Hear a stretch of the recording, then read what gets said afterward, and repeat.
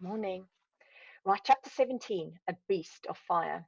The king looked as if he was sleepwalking, as he moved straight towards the Lord Protector. Stopping in the dead centre of the ballroom, Alfred felt a pain in his heart. It was horrible seeing his own father look so lost. The chanting grew louder and louder as the king held out his hand. One of the royal guards passed the Lord Protector an ornate, that means very decorated, medieval sword. It had a distinctive jewelled handle which glistened with all the colours of the rainbow. The man took the weapon and slowly cut the king's hand. Slice. Alfred winced from behind the door as he spied his father's blood trickle from his hand. The Lord Protector then guided the king's hand until it was directly over the griffin. Drip, drip, drip. The blood spilled onto the head of the statue. Then, as if by magic, all the candles in the ballroom went out at once, and the room was plunged into darkness. Black. Out of the gloom, something began to take shape. At first, it was nothing more than a flame. Then the flames grew and grew as they leapt higher and higher. The heat and light from the flames felt 100 times hotter and brighter than a roaring fire. The flames were gold, gold fire. Alfred closed his eye behind the keyhole for fear of being blinded. But as much as he couldn't look, he had to. He rubbed his eye before putting it back to the keyhole. The flames were taking the shape of a beast, a winged beast, a beast made of fire, the most powerful beast in all the universe, the griffin. And it was alive. Have a look there. Oh, I don't know if you can see the picture because of my background.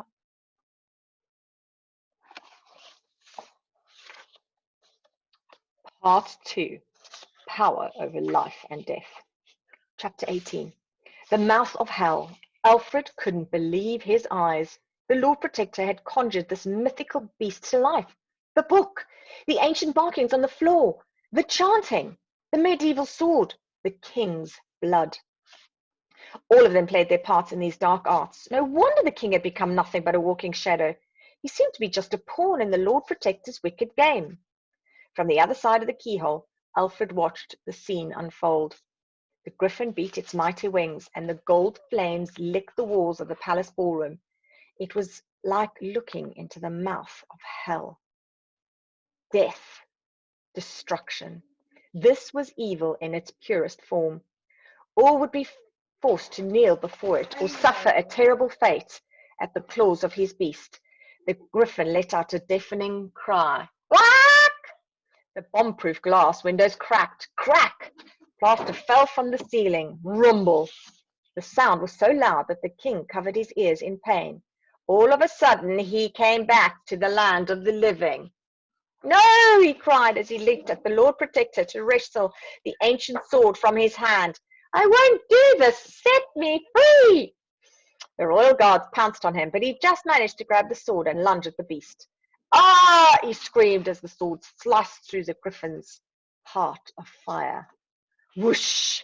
In the blink of an eye, the mighty beast vanished into air, into thin air. It was as if there was nothing more than an illusion. The king dropped the sword, clank, as the Lord Protector's face darkened with fury. He gestured to one of the guards, who struck the king hard across the face with his gloved hand. Thwack! It knocked the king out cold. He collapsed to the floor with a thud. From behind the tall wooden door, Alfred desperately wanted to call out to his father, but he was frozen in fear. After all, he'd just seen a monster. Just as the boy was about to tiptoe back to his bedroom, he felt someone or something looming behind him. Slowly, he turned around. The all-seeing eye was staring right back at him. They were eye to gigantic eye. The game was up. Okay, I'm going to do chapter 19 as well. It's too exciting. Silent scream. Alfred had been discovered out of his bedroom in the dead of night. He'd seen things he should never have seen. Goodness knows what the Lord Protector would do to him now. Have him sent to the Tower of London, or worse. Alfred had to escape, and fast. Goodbye, chirped the boy as he dashed off down the corridor as fast as his little legs could carry him. The all-seeing eye pursued him at speed. As Alfred turned a corner, he tripped over the Octobot, which was trundling along the floor. Clunk! Oof! The robot had been carrying a silver tray in one of its 3 remaining arms. On it was a pair of stinking old boots.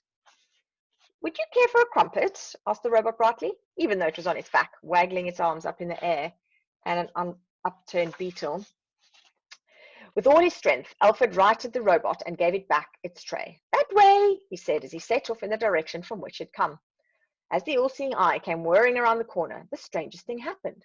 Something Alfred had never seen before. Something Alfred had never seen before. The flying robot's pupil opened and a laser blast shot out. Zap! Boom! It hit the poor octopus right on one of its 3 remaining arms. Clang! It clunked to the floor. The arm with the iron in its hand was now detached. The octopus was down to 2 arms. A bye-butt. I never did care much for ironing, commented the robot butler. Zap! Boom! Another blast shot from the all-seeing eye. This one skimmed the top of Alfred's head, singeing his hair. Sizzle! Was that a warning shot, or was it meant to kill? Whichever, it was too close for comfort. Alfred picked up the antique silver tray the octopus had been carrying and lifted it to his face, using it as a shield. Zap! To Alfred's surprise, the silver tray deflected the laser blast, and it shot right back at the all-seeing eye. Zap! Boom! The flying robot blasted itself back down the corridor. Zoom! Whoop.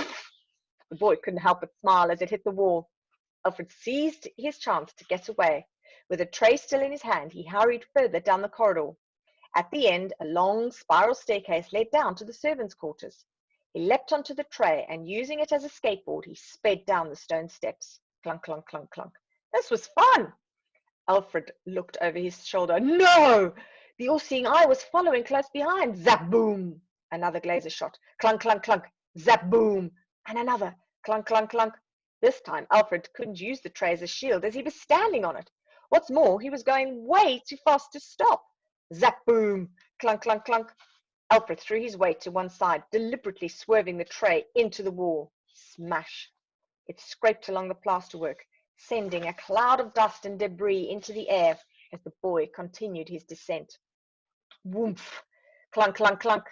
The all-seeing eye raced straight into the cloud of dust, losing sight of where it was headed. It bashed into the wall.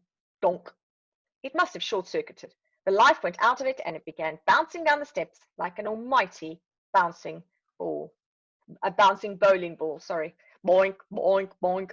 Alfred looked over his shoulder again. Clunk, clunk, clunk. The ball was bounding straight towards him. Boink, boink, boink. Clunk, clunk, clunk.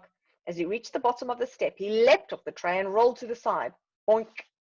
The all-seeing eye bounced down onto the tray, sending it flying.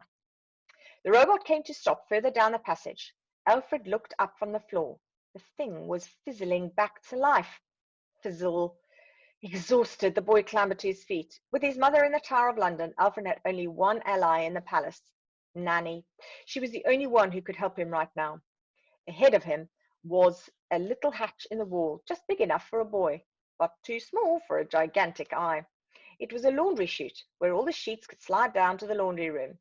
As the all-seeing eye rose off the ground, its deadly pupils swiveling around in its direction, Alfred had no choice.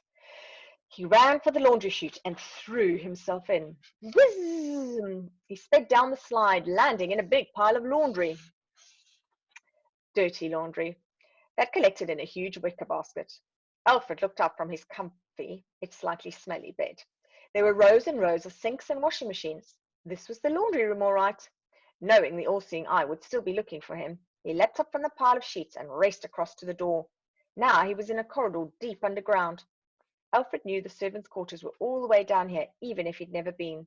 There was a strict division in the palace. The royals would never, ever venture down here. The boy crept along the rows and rows of doors until he found the one that he was sure was the right one. The door had the word Nanny engraved upon it. Alfred lifted his hand, about to knock before thinking better. It was far too dangerous to risk waking anyone else up, so instead he pushed down the door handle. Locked! Just then he heard the sound of boots stomping on the ground not so far off. Stomp, stomp, stomp. It must be members of the Royal Guard on patrol. Alfred bent down so his mouth was right next to the keyhole. Nanny, he whispered in through it. Nothing. Nanny, he was louder this time. Nanny, louder still. Just as the boot steps were growing closer and closer, stomp, stomp, stomp, the key in the lock clicked. Click. A hand reached out from behind the door and smothered his mouth. Alfred wanted to scream, but he couldn't let out a sound. I'm going to leave it there. Chapter 2 tomorrow. Bye.